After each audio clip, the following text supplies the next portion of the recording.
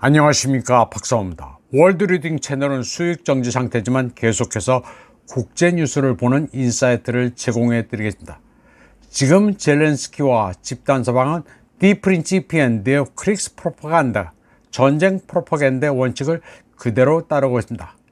자유 브라셀 대학의 역사학자 안네 모렐리가 정리한 전쟁 선전 원칙 가운데 가장 중요한 부분이 있습니다. 우리는 작은 손실을 입은 반면 적의 손실은 상당하다는 식의 선전입니다. 전쟁 결과가 좋지 않을 때 우리 쪽 손실은 최대한 숨기고 적의 손실은 과장해야 한다는 선전의 원칙입니다. 러우 분쟁에서 러시아가 60만 이상의 군인을 잃었다는 마크 류테 나토 사무총장의 발언, 또 그렇기 때문에 푸틴의 러시아가 북한군을 끌어들였다는 선전이 대표적인 예입니다. 이게 다 우크라이나가 전선에서 형편없이 밀리고 있다는 사실을 감추기 위한 것입니다. 서구와 우크라이나 그리고 한국 매체들은 러시아군이 병력과 장비가 부족하다는 허위 내러티브를 퍼뜨리지만 실상은 정반대입니다. 우크라이나군은 붕괴되고 있습니다.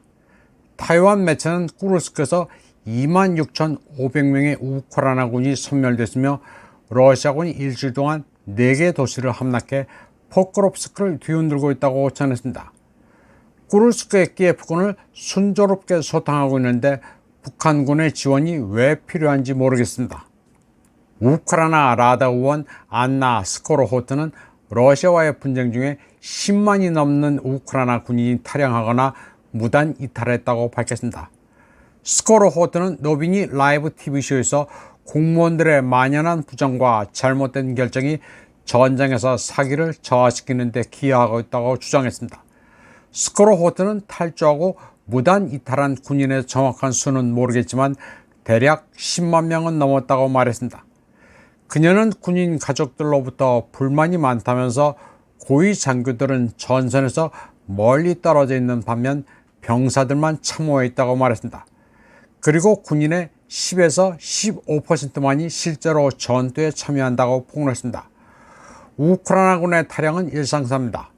그래서 지난 8월 우크라이나 라다는 처음으로 탈영하는 경우는 무조건 사면해주고 전장에 복귀시킨다는 법안을 제출했습니다. 이런 가운데 키예프는 앞으로 석 달 동안 16만 명을 추가 징집하기로 했습니다.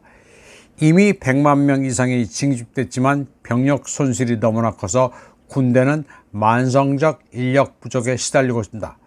우크라이나 라다 의원 알렉세이 곤차렌코는 2022년 2월 이후 105만 명의 시민이 방위군에 징집됐다고 밝혔습니다.